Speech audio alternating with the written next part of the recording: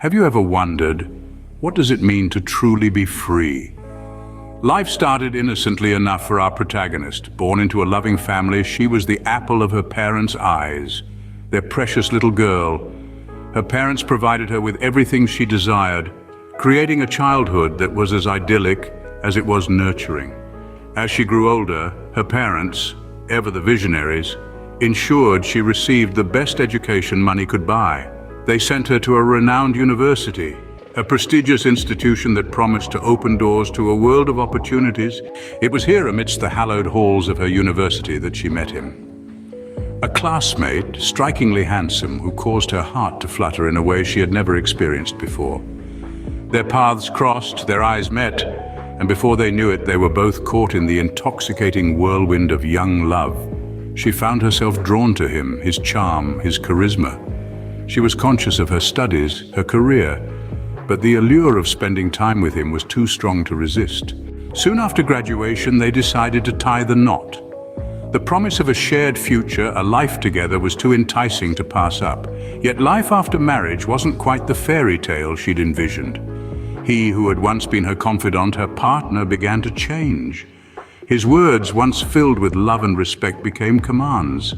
She found herself in a position where she had to listen, to obey, to comply. The man she had fallen deeply in love with seemed to have disappeared, replaced by someone who didn't quite understand the concept of equality in a relationship. She didn't have to endure physical torture. Instead, she was subjected to something far more insidious. His overbearing care and excessive love started to feel like a prison. The man who once made her heart flutter was now the architect of her cage. She began to feel suffocated, trapped, her sense of freedom slowly slipping away.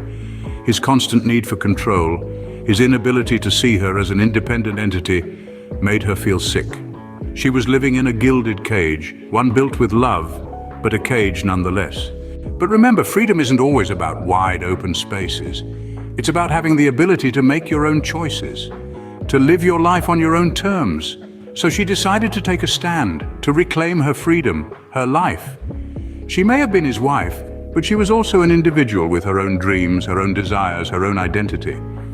She made the resolution not to let his overbearing love confine her, to not let his excessive care stifle her spirit. She chose to break free, to step out of the cage, to breathe in the fresh air of autonomy. She decided to rise, to assert her freedom, to live her life on her own terms. After all, freedom isn't about being without restrictions. It's about being able to live your life the way you want to.